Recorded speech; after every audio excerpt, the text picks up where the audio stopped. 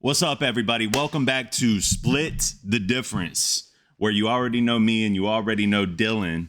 But we decided to bring in one of our viewers, Silver Sky. He came in here he heard some things in previous videos that we've done that he disagreed with, and he came in here to split the difference with us. So we're excited to have him. If you want to introduce yourself, bro. I'm Silver Sky 545, and I've been on YouTube in the past doing more nerdy gaming stuff, but I'll try my hand at the political side. But I'm gonna What warn you games do though, you play? I'm a PlayStation head through and Gotcha. through. Have been my whole life. So I'm gonna warn you though, I'm political homeless, so I don't Yeah. I don't agree with either of y'all ever. So Yeah. that's Well, that's where I I'm at. used to kind of consider myself a little bit of very similar. Like all right. So I'll tell you the truth, man.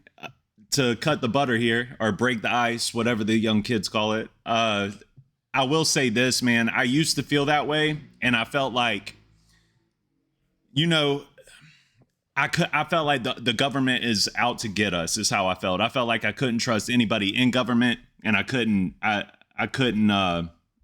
You're distracting me. Sorry. Go ahead. I'm trying to. That I couldn't trust the government, and that the government was just bad. And I started having conversations with him pretty early on, like years ago, and he kind of flipped my mind on that, and you know, kind of helped me, honestly, because I started to realize that maybe, and I'm not saying this is what you believe, I'm just saying that I started to realize, like, you know what, maybe they're not out to get me. And that kind of shifted my viewpoints a little bit to where I feel like I still don't know where I belong necessarily because everybody's so freaking vicious, but I feel like I lean more conservative for sure.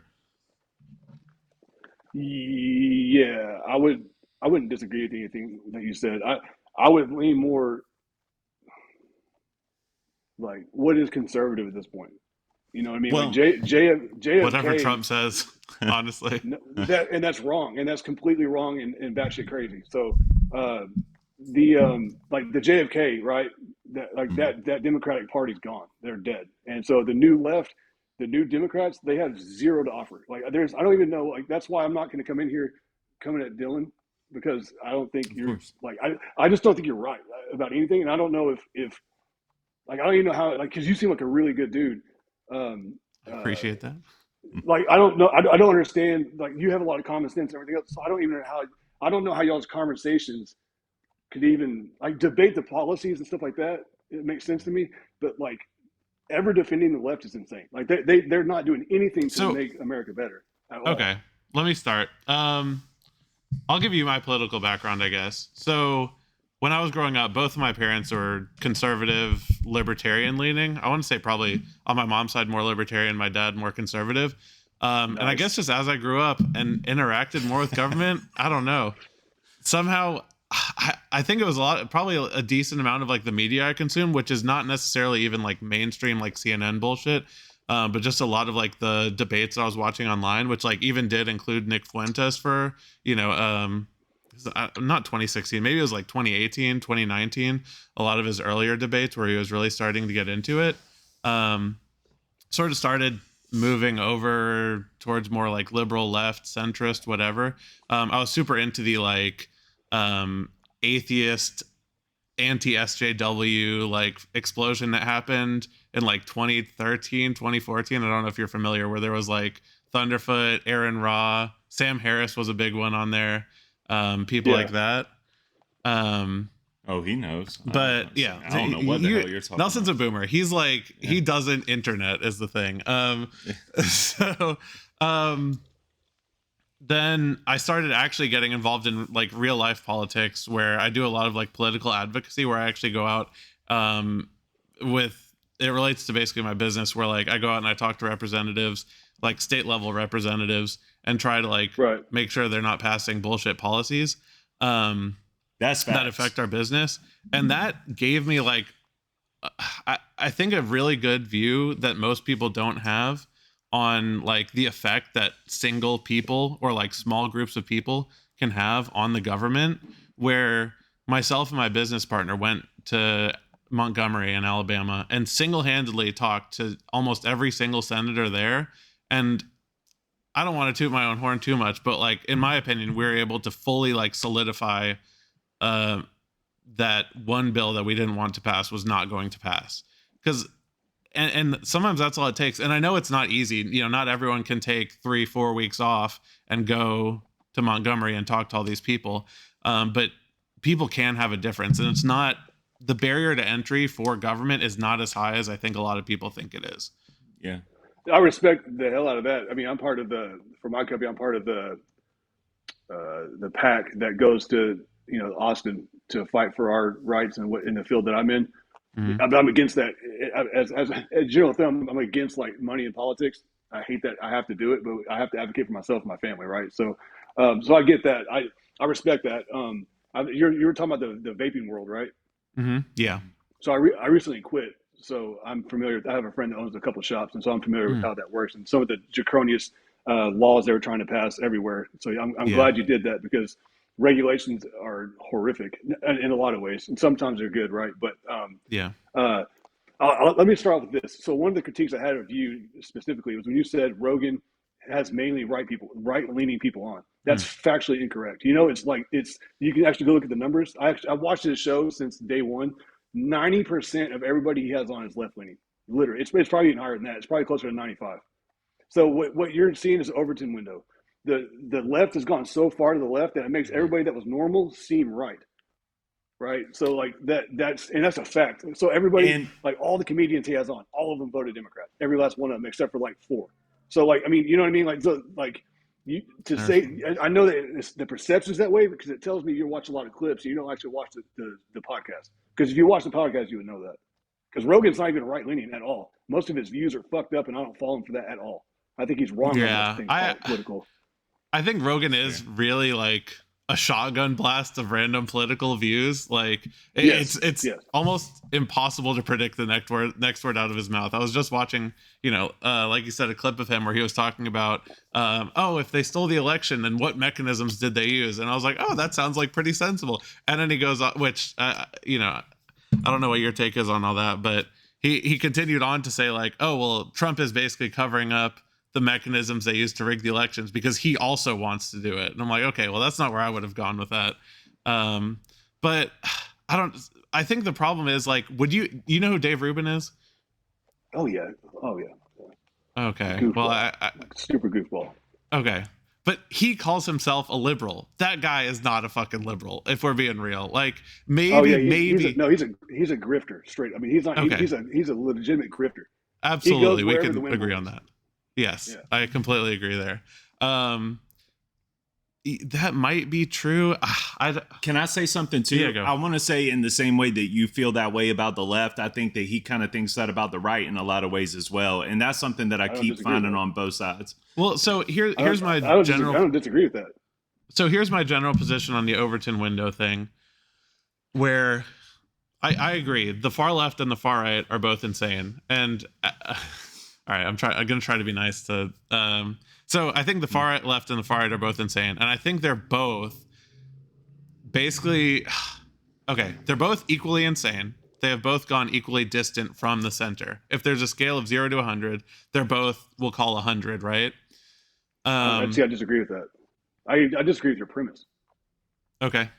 Why? So the last 10 years, almost all the political violence has been from the left. So if you look... If you don't believe me, go look. Tim Pool did a short video about it and showed you the actual like what happened. And I don't like Tim Pool that much, but when he goes through it step by step, right? And he shows you, and it's you can't argue it. Like literally, the murders have been from the left. Like there was 33 of them during the summer of 2020, the summer of love with all the riots. 33 people were killed. Yeah. So it seems like that to me as well, but I'm not like a factual person, so I would be inclined to agree with him on this. There's two aspects. So first off, I think just recently this year it's finally, and I don't know if I want to get too much in the nitty-gritty and pull stuff up, which I can do. I just have to find the data. But there was a study, I forget which organization it was, that was posted on the DOJ website. I think it was towards the end of 2024. That ironically enough, after Charlie Kirk got shot, they removed that study because a bunch of people were posting it to argue against the narrative that the left was more violent than the right. but it basically demonstrated how the right, for the majority of the past, I think 35 years is what they checked, had the majority of political violence, and then just recently this year is when it finally flipped towards favoring left. See, those statistics leave out like the weather party or whatever. I can't remember the name of it, but there's been groups and groups and groups of leftists that are more in line with Antifa that have been doing like serious fire bombings on the churches that help with like women that are pregnant at early ages and stuff like that. It's like the opposite of Planned Parenthood. Like there's been a ton. Tim Pool goes through all this, and he goes over like the last 50 years. I would highly recommend watching it. And again, he's doing it. He's showing you the receipts. It's not just like Tim Pool, doing all his goofiness. Okay, I mean, okay, I'm trying to think where I want to go from this. Can I just make my point? We'll loop back to the violence thing, because okay. Well, you think that the right has not gone as extreme as the left in the past, you'll know call it it 10, 20 years. Because they're horrific. When the far right goes ham, everybody knows it. And we haven't seen that yet, thank God, because I don't want that. Because the far right is far more capable than the far left. I would agree. Historically speaking. I would agree without knowing facts. I personally would agree just based off of what I see and what I know. So I'm talking about ideologically is what I'm talking about. Like, have the ideas of these. Sorry, go ahead. I'm sorry. I was just saying the preppers and stuff, like the crazy far right, the ones that are actually racist and that whole thing. Like when they come out, you'll know about it. It's not going to be some like January 6th nonsense where half the crowd was dating FBI informants and everything else. It's like, no, you're going to know. You know what I mean? Like my problem is, and that's what I'm afraid of. Like you talk about the far left, right? You talk about all these fucking blue-haired losers on Twitter with weird fucking deer pronouns and shit, right? And like these people literally, there's like a famous Twitter post where it was talking about how like, it was one of those people that I just described. And they're like, we all got to get guns just in case, blah, blah, blah. And like half of the people in the comments are like, we don't feel comfortable owning guns because we're more afraid we're going to use them on ourselves. Like, this is like the far extreme left you're talking about. And I get it. There are fucking insane people. There's the fucking guy, Aaron whatever, who lit himself on fire, to protest. I think it was what was happening in Gaza, right? There's insane people on both sides. And I think we can get in the nitty gritty if we really want to and pull up the fucking studies on the violence. But, I'll even concede that I'll concede that I know for a fact that this year political violence has been worse on the left than on the right. As for the other stuff, I'm not sure exactly, but I'm more concerned like ideologically, if you had to give, say if we're doing the 0 to 100 thing and say 20 years ago, there's 0, which is the center, 50 and on either side, which is the left and the right. How far further from 50 do we think the left has gone versus how far the right has gone? I'm curious. And you don't have to be specific. I'm just trying to get a gauge for like how. You mean like the Overton window thing? Yeah. Violence? Yeah. Oh, the left has gone. The left is not. I wouldn't say it's maxed out because I think we would also know that. Like 2020 was pretty bad. That was pretty much left driven. So I mean, I don't know. I don't even know how you combat that. Like, what has the right done that's equivalent to 2020? I'm more concerned. Even though Trump caused that, which Trump people will not agree to. He asked, you talking about violence, and you said but he's talking about ideologically. I'm talking he's trying to get away from the violence. He's trying to get into it's fine. But the ideology, they kind of go hand in hand with the violence though, because to a certain degree you got to understand. You got to understand it though, because like I'm seeing my girls, because I got 3 girls, right, and I got one of them, my oldest, she's 20. Like seeing her suffer trying to get ahead in life is vastly different from whenever we were all growing up.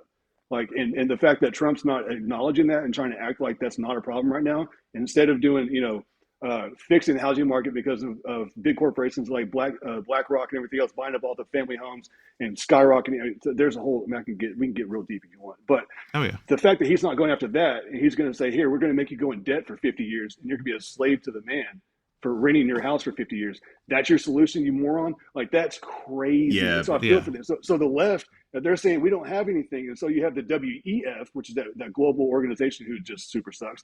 And they're putting things out like you'll own nothing, you'll be happy.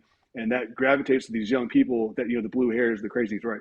That they're seeing socialism and communism, and they're saying, okay, that looks appealing because at least it's offering me something. And neither party is doing either thing for us right now. They're just leaving us behind. And so they're going to attach themselves to these ideologies that don't work historically. And I understand it. It's not right. I think it's the downfall of America. Which brings me to the Fuentes and Charlie Kirk thing. Charlie Kirk was more of the same. I respect the hell out of him. This is not me downgrading him or downplaying his brilliance, but I like disruptors because what's been happening decade after decade is not helping. So I like Fuentes more because he challenges the status quo. And I'm going to say this very carefully. This one's for you, Nelson. All right. I want you to envision, just pick one of your daughters or both of them, right? They're getting ready to go to a festival. You're not allowed to go. You can't go for whatever reason. He's making you work. Okay. So what festival, a hip hop festival, country festival, Arabian, whatever, right? Which one do you feel more comfortable with them going to by themselves? Country. Okay. That's Nick Fuentes. Ooh. You just agree with Nick Fuentes. Thank you. Mic drop. Well, It's unfortunate, but that's the reality. Well, no, that's fine. Hold on. Let me circle back around to Charlie real quick. I think that the reason that I rock with Charlie so much has nothing to do with politics. I just want to let this be known. Nothing to do with politics, everything to do with the man standing on his faith and standing on those principles unapologetically, which is something that I admire. I mean, you've been following me long enough to know that. So that's where my biggest separation between him and Nick was to begin with. Now, with Nick specifically, and this is my fear, and I'll let y'all kind of take it from here. But my fear with Nick Fuentes is that, listen, there's a lot of stuff that Nick said that I agree with, like his ideology on marriage, his ideology on corn, his ideology on a lot of stuff that I rock with, like as a family man, as a Christian man, as a father of two girls, where I'm like, that's real. My fear, Nick Fuentes. Oh, his stance on marriage is terrible.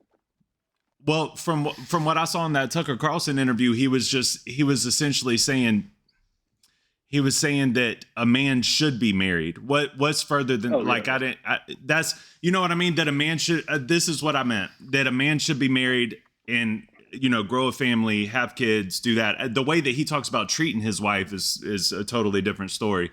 But I guess what I'm trying to say is I'm afraid with young impressionable men specifically that they're going to attach themselves to just one of those ideologies and they're not going to be coherent in the other ideologies. And they're just going to listen. We live in a society where people got to join a team. You have to have a team. Like, I'm surprised.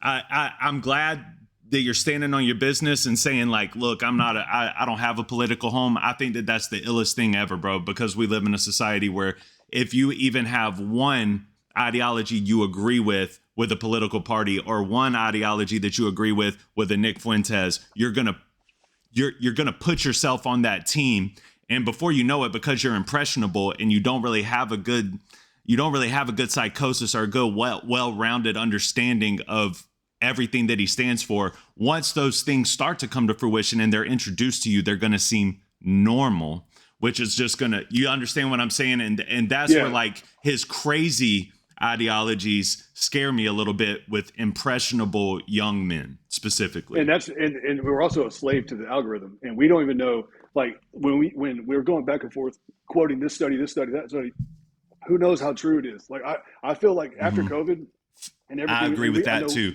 We had a big argument about this. It was like, I don't trust anything and everything, and that's not healthy at all. Like, I literally don't trust anything at all, ever. And so that's not healthy either. Says it's not healthy. But they did that to us. They caused that. They lied about everything every step of the way. 1,000,000%. Okay, except for two people, and guess who was trying to get them kicked out of the party? Rand Paul and Thomas Massie were right about everything during COVID, and Trump is going after them right now. And so that's why also, in the same way that I respect Fuentes, right, for being a disruptor, I also like AOC for being a disruptor. I think she's retarded, but I like that she's. Whoa, that she's no R words. No, just kidding. Well, yeah, right. So I mean that I shouldn't, right? But That was the just, point no, is, you're good, bro. I was joking. No, I know, I was I feel- accused I feel bad that I would about only call people Nazis and virtue signal and stuff. So I joke. Well, you call people Nazis now; they enjoy it. So Well, great thing we're not Yeah. getting monetized yet. Anyway, Yeah. y'all continue. Whatever. Okay, so your country music analogy. So I forget what it was exactly, but I was listening to one of the Fuentes debates, and somebody had this analogy. If you're in line at Walmart or wherever you grocery shop, and there's a black guy, but he's wearing, normal clothes, he's clean cut, whatever. Or if there's a, massive white dude who's fucking, like looks like Hulk Hogan wearing all sorts of fucking, Hell's Angels, whatever type shit. Like, who are you more comfortable standing behind you? I don't think. Which, for I me mean, you're a personally- ginormous dude, so you're kind of not a great person to ask. I don't think you'd probably be worried Well, much, but for me individually, with anybody, I don't have a problem with, and that's never an issue. It's whenever large groups of people gather, because the collective mind is a real thing, Ooh. and they. So like when you have like riots, so like with January 6th, people don't realize the cops shot tear gas in the middle of the crowd, which what it did is it separated them. The people in the front were trying to get away from the smoke, and they ran forward, which then caused the cops to beat them. So that's what caused the actual riot, and it was done by design. We know this now because of courts. So it came out in court. But but that hive mind immediately just transferred, and everybody started fighting. Right? The people in the front of the Capitol did bad things. There's no, I'll never say they didn't. But it's also we're human, and so we're a slave to like our biology, and so the hive mind is real. So the collectively it gets so okay. One Hell's Angels guy, dope. I can have a great conversation with that guy. I have no problem. But when I'm with my family and there's 15, 20, 35 of them, that's a different story. Because you give them the wrong look. Okay, well, and that goes for any race or culture. Extend the analogy then. Say it's 30 or 20 Hell's Angels guys versus 20 just normal black dudes who are clean cut and obviously just going to Walmart in basketball shorts or whatever, and they're not looking hood. The point of the analogy is it depends on the context, right? If it's a hip hop concert but it's 60s plus and it's a fucking country concert and it's a bunch of young rowdy idiots, then the story is different. It changes dynamic. Yeah, it changes. Yeah. The assumption with a hip hop concert is it's going to be a bunch of dumb young kids, right? And a country concert, not necessarily just because they're black or whatever at a hip hop concert, but a country concert, everybody knows everyone at a country concert, is probably lame, old, and chill, and drinking, some probably fucking Blue Moon or some shit, and they're just having a great time. I don't know. I've had this conversation with a lot of people in person, and this topic and the type of people you bring up, the cultures, whatever, we'll change it, right, depending on the debate. But you'll be surprised that the people XYZ race will say about their own race privately. Yeah, I'll just say that. And so, because I grew up in a majority black area, like vastly majority. So I've just seen things from a different perspective, and then everything changes again whenever you have kids, especially when they're girls. So, and that's what I think Nick Fuentes is afraid of. I think he's right to voice his opinion on that. I think we as a society should talk about these things more openly, but it gets hard to when you have. Like, okay, so like the left won't let you talk about this sort of things. They'll try to cancel you, right? But the right won't let you talk about Israel or anything Jewish because they'll try to cancel you. Like your boy Ben Shapiro. Yeah. Well, I hate cancel culture in general, but I don't know. It's weird to me because I just thought maybe it's just because I'm kind of dumb to it all, but I just started to notice that the right really does that too. Like they've been doing it. It's always the people in power who do the canceling, no matter what. I mean, even Trump's first term, they were trying to cancel Goodyear tires. They were trying to cancel Keurig. They were trying to cancel Nike. They were trying to cancel the NFL. It's just the convenient tool for whoever's in power to try to, And you got to remember the rule of thumb when you're reading an article or watching a news clip or whatever, right? The first emotion that you get is by design.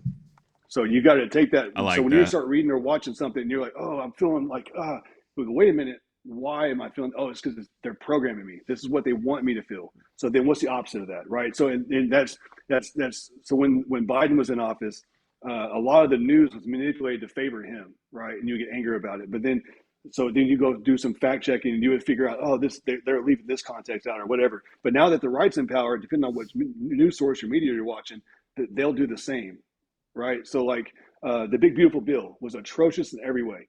There was nothing good about that thing. But the right will never talk about that, unless you follow the right people, right? That bill was horrific. Like the Peter Thiel thing with Planter and all that. There's so much. I got notes of how much I dislike Trump, right? Like, so I mean, I just, me too. It's unfortunate, but we dislike him for different reasons. You know what I mean? I can almost guarantee it. I want to try to get back to the political ideology thing. So if we're talking, and like I said, I'll concede that. I'll even broaden it out. I know at least within the year, but recently violence from the left has been a bigger problem. But if we're talking about strictly ideologically, how much more extreme the far left and the far right are getting, do you think ideologically they both have gotten equally extreme? No, because I don't think the far right, like if you consider, I'm going to go off what you think. If you consider Nick Fuentes far right, I don't think he's impacted the policies that much yet. But the far left has impacted the normal Democrats' policies more. And where you can see that is like the extreme of an abortion, like in Colorado, up until 9 months. You see what I'm saying? Like so Nick Fuentes says no abortions ever, by example. I don't know if he actually said that. I'm just using that as an example. But Texas hasn't done that. But Colorado did go to 9 months because of the far left. So I don't think you're seeing the influence from Nick Fuentes as much as you are seeing the influence of like. Yeah, but I will say Trump ran on that. By the way, Trump ran on no abortions at all in the beginning, and I support that. But I also have a solution. I think that if you're going to support that, real people have to come to the table and actually have a solution. And I mean, you've both heard my take on that. I'm sure that I just think that they need to make it easier to adopt, and they need to, and Christians, if that's our issue, is just like, you know, I don't think that this should be a thing at all, then we need to find a solution for all of it. You know what I mean? It can't just be, sorry, I'm changing the subject. I'm doing a terrible job at mediating. You are so derailing. What the fuck? You're like, I'm too ADD for this shit. You're making me get all fucked up. All right, chill. Sorry. With your fucking abortion bullshit. Sorry. Okay. I think you raise a good point. But Nelson and I have had this argument a lot, or have had this conversation a lot too, where, man, I think it's hard.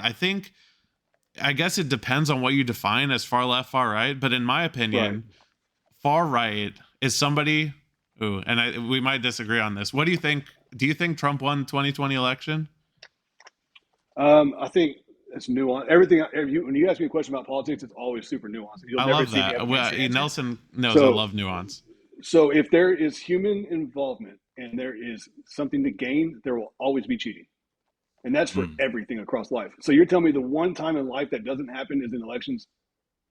No, we know for a fact people get arrested all the time, even especially at the local and state level for fraud, voter fraud. Yeah, and everything else, right? But usually it's like 100 people, for sure. Right? Whatever the number, doesn't matter. So there's for sure fraud. How much, how widespread, I don't know, and doesn't need to be widespread. So in the case of that election, I think the Democrats played by the rules better. So they made a lot of last minute law changes in a lot of key areas to where they could do ballot harvesting and stuff like that was unprecedented. And so when they did that, and they focused on not even just the states, but it was specific counties in those states where they could cheat according to the right. But in reality, like, they changed a lot of the parameters of the law. It was legal for them to do so. And so they lost because of that, I think. Because in the reason why you know that is because no matter who wins an election, they always dispute it. Like Hillary Clinton forever said she didn't lose, and they cheated, vice versa, right? Can I pause you there? She conceded that night. So she bitched and moaned. But she still talked about it, though. And then there was the other one, the black chick that was running for governor. She contested it forever. Abrams. So, right. So the point, and this goes back decades. Like it's always gone back and forth. It's all political theater, right? And then you didn't hear Trump people, right? When he won again, they weren't like, oh, they fixed fraud. This is why we won. It was just like they just kind of shut up about it. Like, yes. So, well, what happened? You can't have it both ways. So here's my question then: is I think all that is valid, but when I think Trump voter who can't accept the results of the election. I think someone who really believes that Dominion voting systems were flipping people's votes, that there were ballot dumps from like fabricated ballots, false ballots that were dumped into, you know, the machines from under tables. There, yeah. Do what? There's a lot of weird stuff there. Yeah. Okay. Like, did you hear about the? Did you hear like recently? Unless again, so also when I bring something up like this, just know that I'm not married to the idea, and that if you provided evidence that what I'm saying is false, I 100% accept it. So I love that. From what I understand, recently we had the internet outage that happened. AT&T, I think, had a massive outage. It affected us at work really bad. Well, during that time, there was a bunch of Dominion voter machines that got their service got interrupted. Well, guess what? Those aren't supposed to be connected to the internet. So how is that possible? This is on local news. I don't know anything about that, so but that would be weird if they're connected to the internet, I guess. Right. So if that story is true, what hello, and then nobody it was in news for one day and then it just went away. So my thing is, trying to think where to go with this. So we've done 2 recounts at least. I think it was like 2.5, 2 full, 1 partial recounts here in Georgia, where I don't know if you've used a Dominion voting machine. You said you live in like Texas, but I've never voted in my life. Oh, fuck, man. We can talk about that too. That's fucked. So you walk up, they give you this little card, you plug it into the machine, you select everything, it prints out a piece of paper, you feed the paper into the machine, it counts the ballot, right? So there's a physical copy for every single ballot, even though you used a voting machine. So they go through and they count each of those individual ballots, right? They've done two full recounts and found like minuscule evidence of fraud, at least for the state of Georgia, which is where there was a ton of focus, Fulton County and all these other things where allegedly Dominion voting machines, rigged the entire election. So I lean with you. I'm leaning that it was not why he lost. Okay. Right. Like we're on the same side. I'm just saying there is fraud. When I'm thinking like further, I guess, I don't know, maybe put this like 70 to 80%, like, or no, that's a little too much. Maybe like 60, 65% extreme. I think people who can't accept the results of the election, people who think January 6th was a Fed-surrection, which maybe we can argue about that. It wasn't, nobody was charged with insurrection. People call it a Fed-surrection because they say it was the Feds who did it. That was in court. We know that for a fact. There was over 226 agents on the ground that day. They also after everything started. No. There, you can watch the court. You can go watch the court. And Nancy Pelosi and her team denied more forces coming in. That all came out. It's all factual. Okay. Do we want to argue about January 6th? So here's the thing. Like when that was happening, we're not going to do that. I wasn't mad about it. So you're talking to the wrong person. I don't give a shit. You should go back and look because this country, dude, is not going in the right direction, and we need to hold them accountable. They work for us. And it hasn't been that way in decades. And it's not. We're going nowhere fast, dude. This is not good. I'm not saying we should go do that again. I'm just saying like something has to change and it has to be drastic, and nothing's working. Dude, when you have the president just yesterday, or maybe it was today, talking about how he's pro. What's I have it written down here? What's the thing? Bring the 600,000 Chinese students coming here on visa. When we know they've been infiltrating and stealing and all the things, okay, that's crazy. What about the immigration, the HB1 visas, right? And they're like, well, that should go to American citizens. He goes, well, they can't do it, calling us dumb. Like, what is happening? Like, our America first guy is not America first at all. He's Israel first. Like that, we're going nowhere fast. And say what you want about Israel. I don't care what side you're with the Bible and all the nonsense. I don't give a shit. That's not our country. We have veterans on the street right now that are not being taken care of. They don't have that shit over there. They have free healthcare over there. So all the left, right? Y'all want free healthcare? You want you want daddy government to handle all your healthcare. I think that's fucking insane. Excuse my language. But guess what? Israel has that. But what are we doing? Yeah. Sending them how many billions of dollars every year? And they have that for their citizens. Their citizens don't pay for college. We do. And I need to respond real quick. All right, sorry. Go ahead. Okay. Just a couple things on January 6th. First off, I would urge you to look at Kash Patel's Twitter. There was a whole thing where Kash Patel released all the information about the agents that were on the ground that day. And then Donald Trump subsequently tweeted about it, saying that they, riled things up, whatever. But Kash Patel posted specifically, they were sent in response to everything that happened. So they were sent there after the fact. I don't know. I can maybe relate to Nelson. He can relate to, or I can, whatever. I'll get it to you. But secondly, Nancy Pelosi has zero control over the National Guard. Zero. No, it wasn't her. It was her. It was the other guy, but she was involved. Well, It was the guy as we've seen demonstrated, this year, the president and governors are the only people with control over the National Guard. Period. He is the commander in chief. There is no way that anybody, unless short of specific lawsuits like what have happened with, I think it was Portland, that they can stop him from deploying the National Guard if he wants to. There is zero proof. This is just complete, like, made up.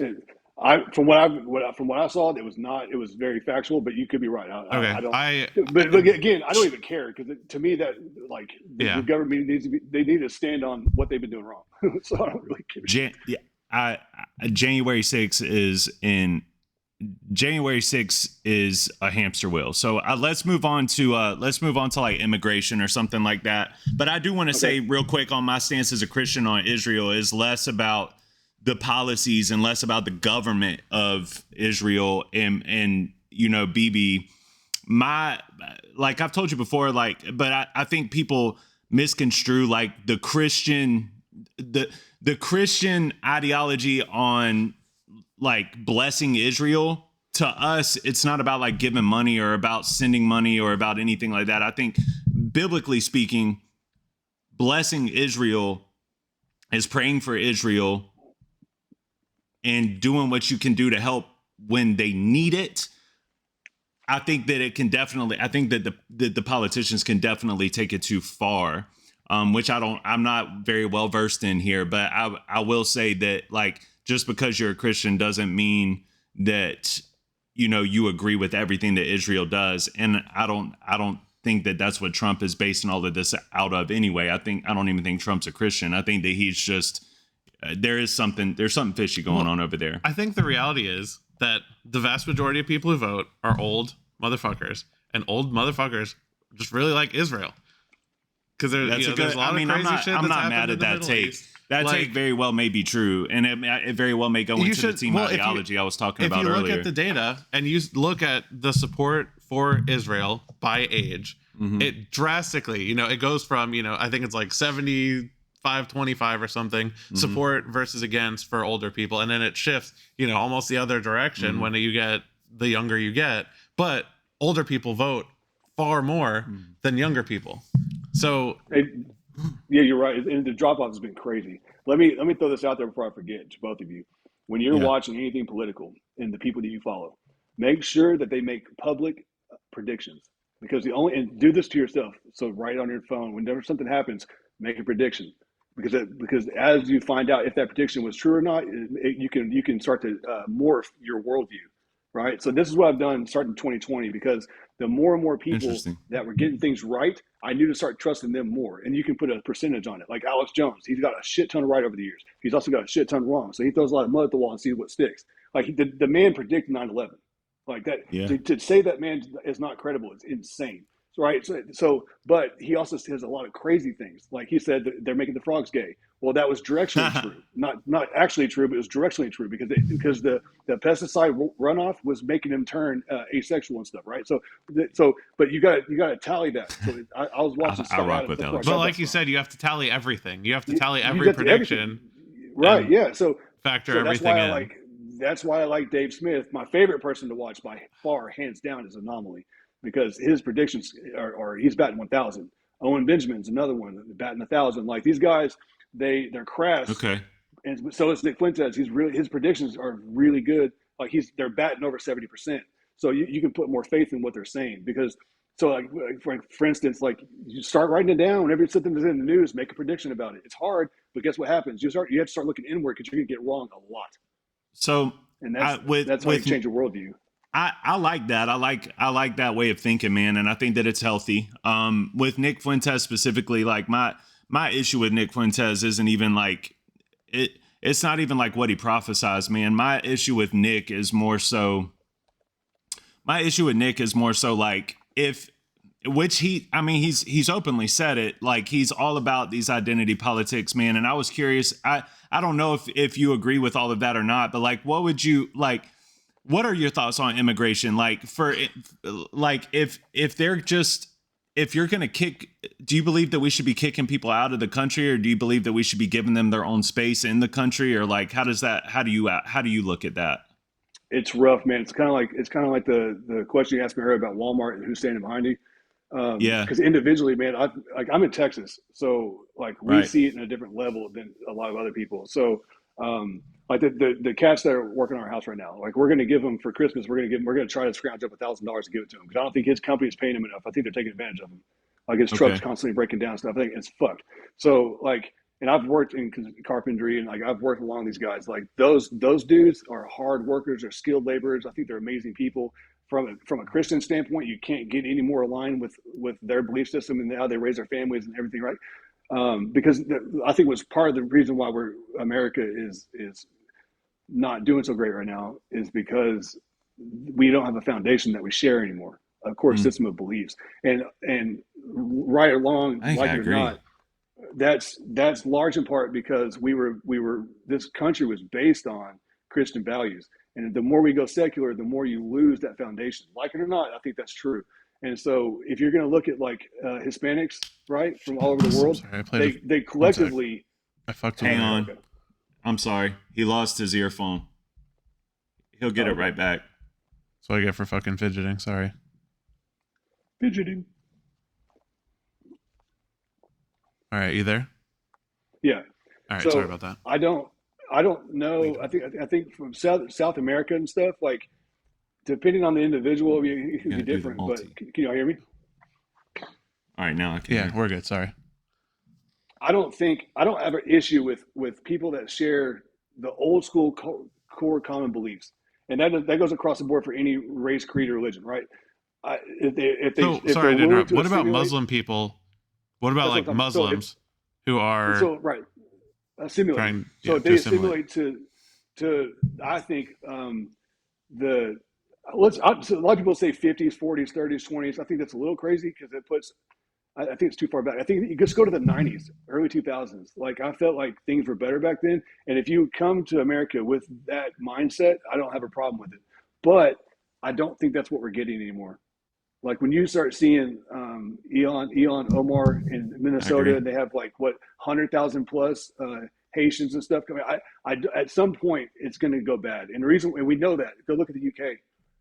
Like when you're a father of, I have 3 girls. I want you to understand something. In the UK, rape, and not even just rape, gang rape on like babies has gone up 1,000+% if we're to believe those numbers. And according to like all the journalists that are on the ground there, and all the victims that I followed, like the fathers, dude, it's gang rape on babies. Yeah, yes, dude, because it's not because in some parts of the world that culture, the Muslim culture, doesn't view us as human. You can go watch this for yourself. You don't have to take my word for it, dude. So I'm strong. No, it's dangerous, bro. They're dangerous. It can get real dangerous. It can. And that's why I asked Nelson that question earlier, because it leads into this. Because I knew immigration was coming up. So like, I think every human being is inherently biased in some way, shape, or form, especially on a tribal level. And I don't even know if we can necessarily, we can acknowledge it, but to a certain degree, it's biological. Like, so you're going to feel uneasy depending on the situation, who's around you, right? But it goes up another notch when there's females involved. Like, I just don't. Would agree. As far as immigration goes, I think we have a broken policy. We need to fix it. And it doesn't need to be based on money. I think that's because I know a lot of guys that came over here legally. They're some of the hardest working, best people I've ever met in my entire life. And like they swim across, their back is wet, and they'll still give you their shirt off their back. You know what I'm saying? Like they're awesome. So we shouldn't punish them because they can't afford to get over here the right way. So that's wrong too. I don't know how you vet them because these other countries don't do a good job of vetting their own people. So like I don't know how you solve it. But for right now, we got way too many, and that has to be fixed. And here's Trump was elected to get rid of these people, and he hasn't done that. So, and his own crowd will not. They're starting to acknowledge it now. Trump, he's got the lowest rating in ever in his 2 terms because he's not going on his promises. And like it or not, like because he also promised a lot of stuff that's impossible. Well, maybe, but like if Biden really did let in 40 million people, I don't know if that's true. But it's the max I've heard is 25. I think that's exaggerated. I even think 25 is exaggerated. But yes.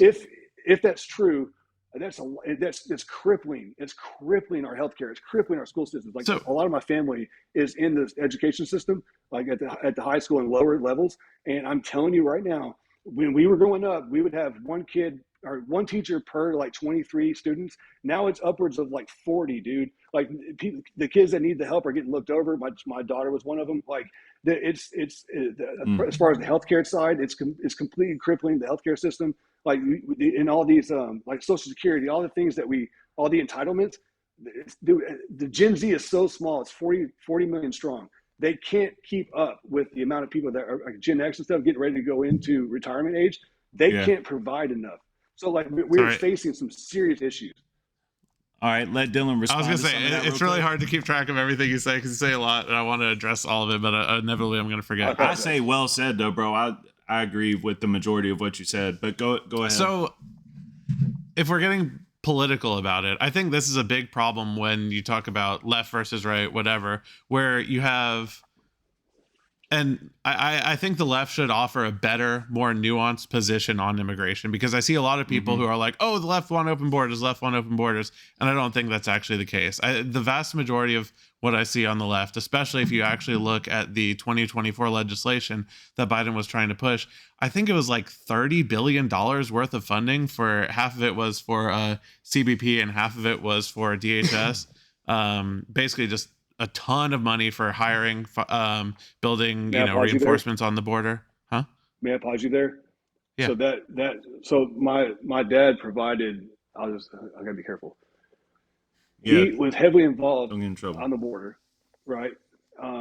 Like firsthand knowledge with technology.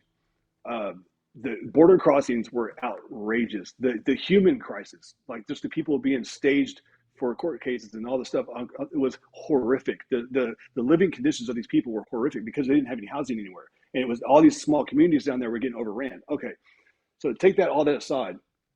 All of that went away as soon as Trump just allowed them to start doing their job. Like literally the laws that are already in place, it didn't cost any extra money. He just allowed them to do their job because all those restraints were taken off that the Biden administration put on them. All of that went away. Not all of it, but it drastically went away. So there's no need to spend more money. Everything with the government, both sides. Oh, we need more money. Big beautiful wall. It's always more money. Always more money. Always more bloat. That's not the answer. We already have laws on the books. Just do them. And so there's a lot of nuance there. So, and I'd have to look into it more, but my understanding is there were certain policies like Remain in Mexico and things like this that were based on executive orders that Biden overturned, made it to where, which if you know the purpose of the asylum process, if somebody, the thing with asylum is you get into the country and then you seek asylum, right? You have to be in the country. The nearest neighbor, which they never talk about because they were not going to their nearest neighbor. They were bypassing entire countries. So like, yeah, agreed. Okay, what next? Regardless, I'd have to look into that. But regardless, these were levers that were in place, right?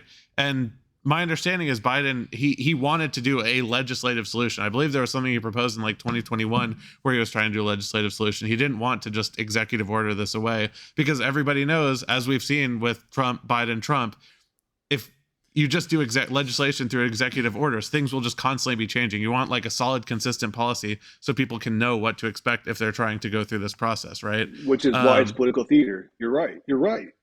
But like, here's an example. I don't mean to cut you off, but just keep this in mind because I think you're right. Thank you. Why didn't they codify Roe v. Wade when they had the power to do so? Why didn't they codify Roe v. Wade?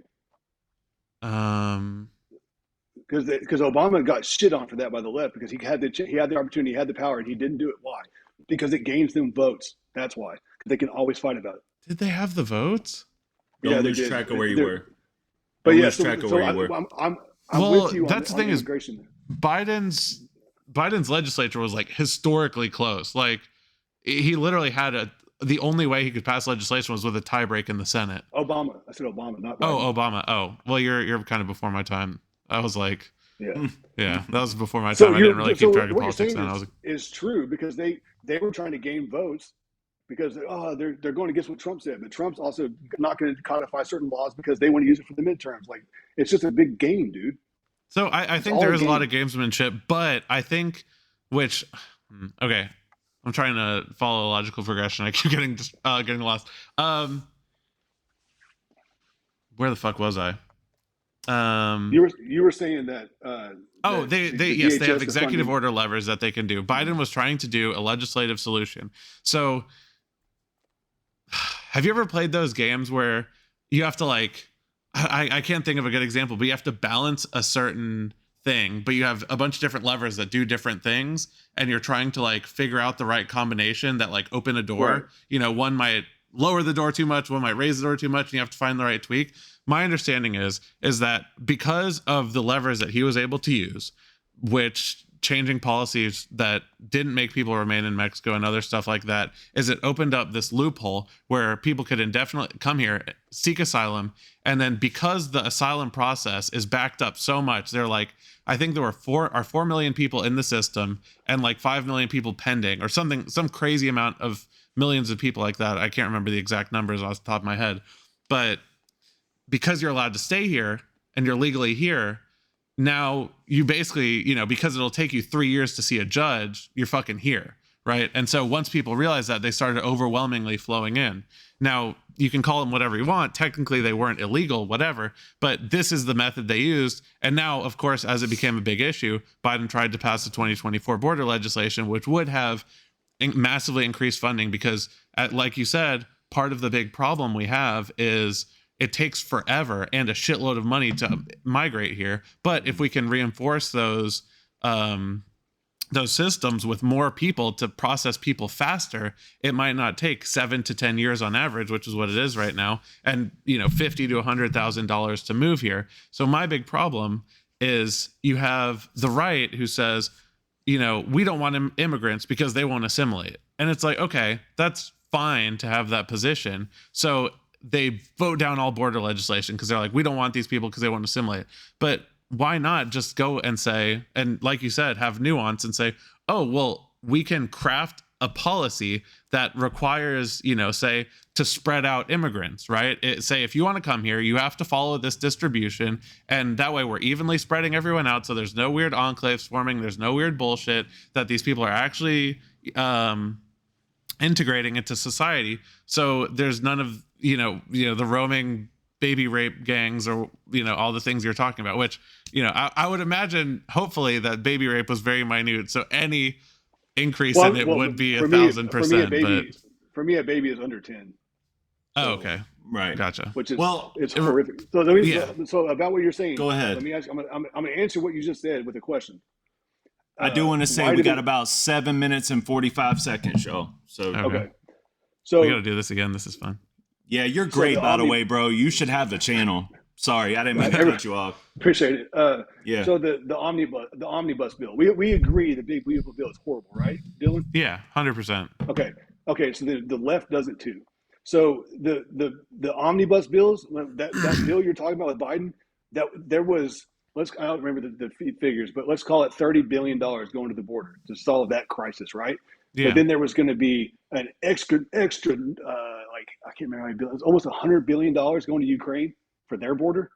But here's So the kicker. that's part of the reason why the right said no, because it was like, why are you still? So, but there's They- a lot, one it's sec, more, sorry, it's way just- more than that. This is an important point.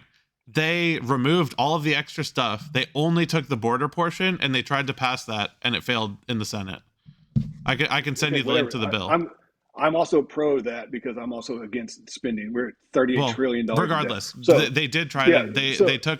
They voted specifically on that part after the omnibus one failed.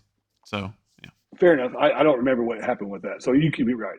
So my whole thing is like, why are we still doing omnibus? The right was so mad about it when Biden was in office, right? And then Biden's new budget came out, right? So they finally, the right capitulated and they passed that budget bill. The reason why the government is shut down right now is the exact same budget that Democrats proposed. The right conceded and signed it, right? When Biden was in office. The one they just shut down the government over is the exact same thing. The Democrats didn't want to sign off on what they wrote because they wanted to add more money to it. That's insanity. You had two people going against the whole thing, which is Thomas Massey and Rand Paul. What were they wanting to do? Cut the spending. They never do it. It keeps going up and up and up and up and up and up. And Trump is horrific at it. So like why are we not voting on one specific bill at a time? Why does it have to be? So here's the That problem, part, bro. Well, that part. This is. I see.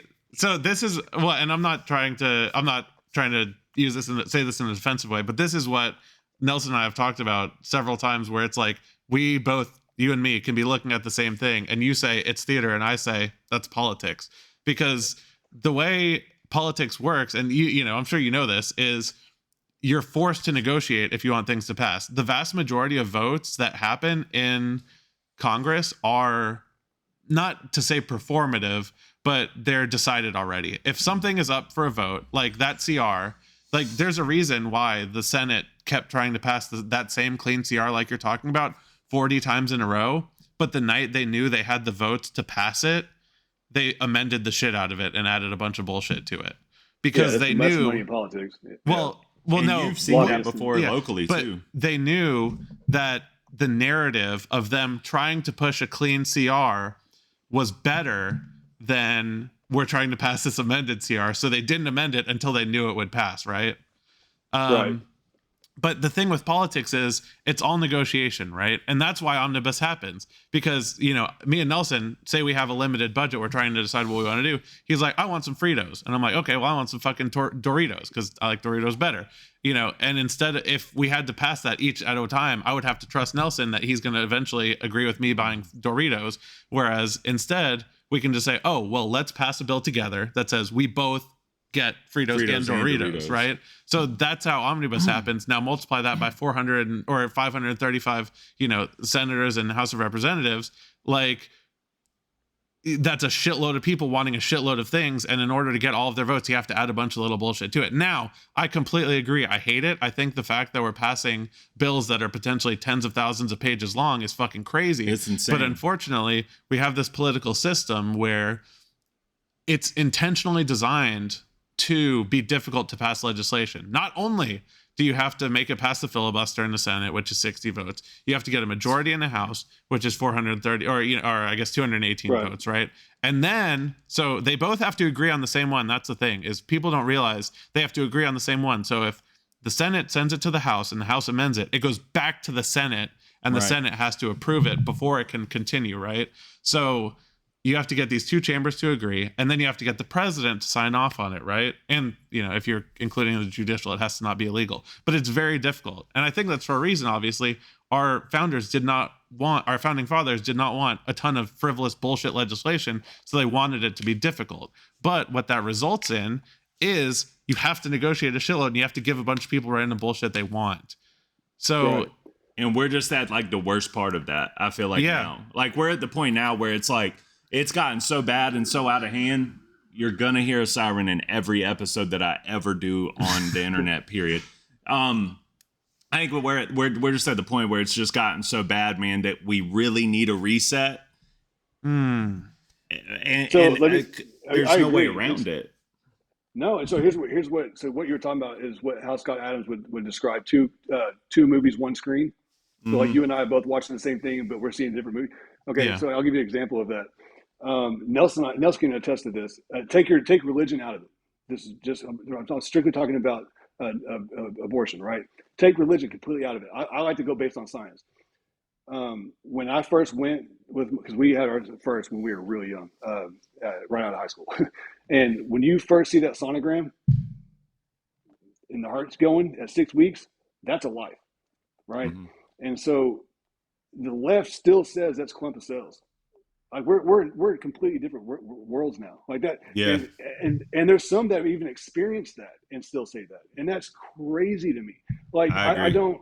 And so like then the better we get at science, right? China supposedly has a womanless womb that they can grow babies in now. So at what point is that life viable outside the womb? And then when can you kill it, right? So we can't even agree that it's murder. Yeah. It's like we're just so worlds apart. I don't know how we ever come together again. Well, that's what scares me.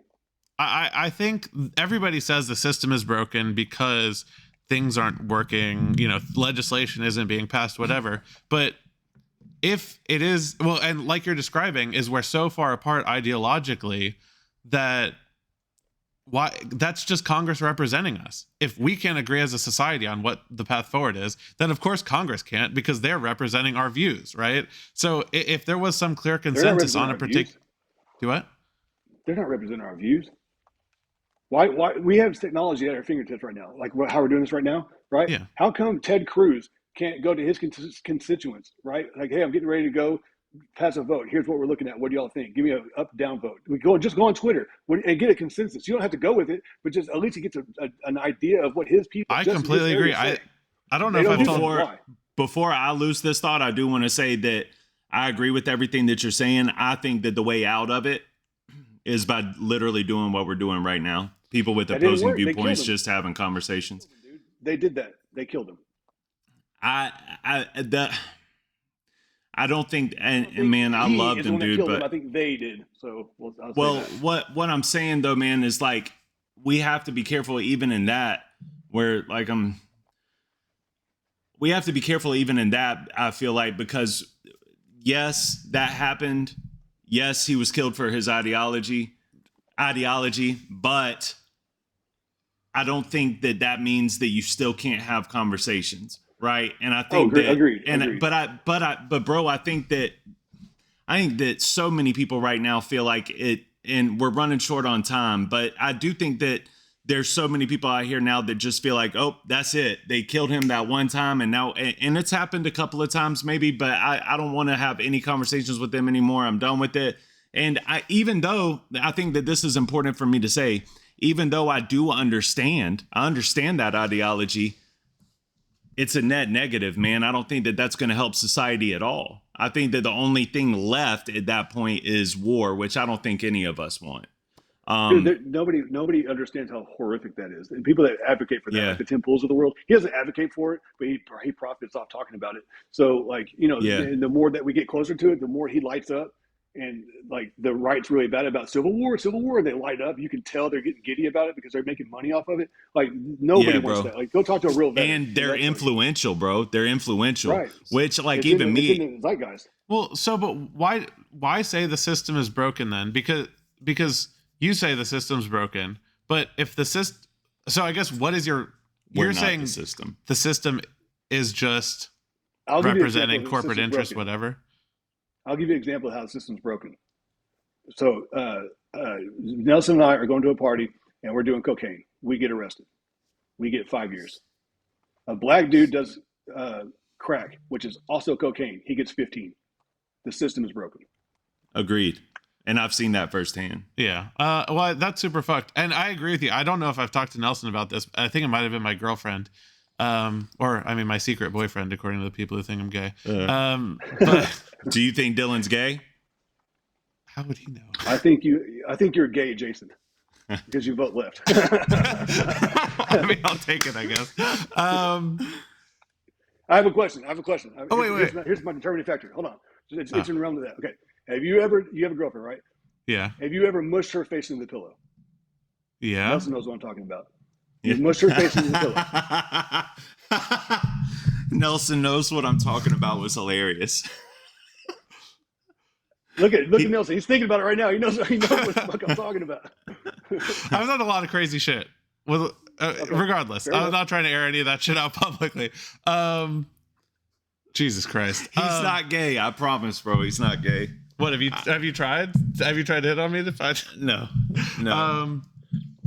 Okay. All right, let's wrap this up, man. Nobody's going to watch over now. Oh, okay. I was making a point that I agree. I think there should be an app, and I think they should be able to pull their constituents. Absolutely. I was like talking to my girlfriend about this. It must have been that I should invent this and make a killing on it. But I think a lot of what happens, it just does reflect the public. Like the Israel thing, right? I agree. A couple years ago, there was massive support for Israel after October 7th. Everyone was pissed off. They saw the videos. They saw these people get raped, all these other things, right? So there was massive support. They passed a huge bill, send them like, I don't know, $20 to $30 billion or whatever it was, right? Then you fast forward to this year, they try to pass legislation where everything started to get hazy. Everyone's starting to see like, oh shit, this is kind of fucked. Like, why are they still there? They're overstaying their welcome. They're killing people for no reason, dropping bombs, all these crazy things, right? And they try to pass legislation this year to fund more, to send Israel more money. And the legislation has stalled ever since like February, March, right? And I mean, Trump fucking loves Israel. Most of the fucking people on the right love Israel because their base does. It's bipartisan. They both love him. But the legislation hasn't passed. That's the thing, right? There's still legislation stalling that hasn't we passed. continue to fund them. We continue to spend money. That's part of the problem with the way Trump is doing things, is he's finding extra ways to fund things that he wants without using the proper legislative processes. And those are the people who are obviously control the power of the purse, supposed to decide where the money goes. So it's not a legislative thing, which, you know, is supposed to represent all of the people. So it's, sorry. It's not legislation that's doing it. It's just Trump, whatever emergency power or whatever technicality he's using to send Israel extra money. That's how he's doing it, not through actual legislation, which to me, I see that and I see like, oh, okay, the people have lost support for Israel. And so legislation has stopped passing in support of it. And I see that as like a win in representation of the people. Well, I also feel like there's so many people that are still going to back Trump because of the team ideology. You know, it's like, I'm on the team, dude, and there's no wrong that can be done. And that's a very dangerous place to be as well, which is also part of my fear. I mean, not trying to get back into the conversation of it, but that's also part of my fear with Nick Fuentes, is that people will put so much stock into this one man that, you know, he can do no wrong. He can say no wrong. And once you reach that level of power, and there's a large percentage of Americans that see you as somebody that cannot do anything wrong, can't be told that you do anything wrong.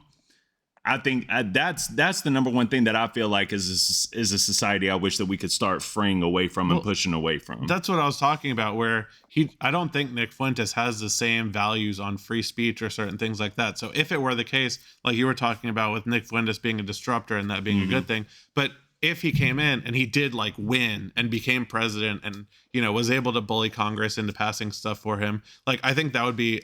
And you might think it's a good thing, I guess, since it's shaking things up more. But if he started passing like crazy blasphemy legislation where, you know, you can't blaspheme otherwise, and you start getting into weird free speech territory where like, oh, the government's deciding what's blasphemy, what's not, all these things. No, I agree with you. I 100% agree with you. But I mean, food for thought.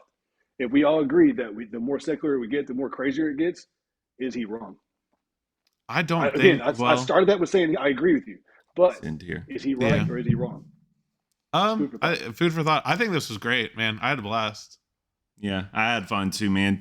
We appreciate you for coming on, bro, and I would love to do it again. I'd love to have you on my channel too, man. You're absolutely a pleasure to have on screen, man, and you do a great job of. I mean, he did a great job, dude. I wasn't expecting it, and I do talk to him pretty frequently, but I wasn't even expecting it to go this well, man. I don't think we could have asked for a better guest.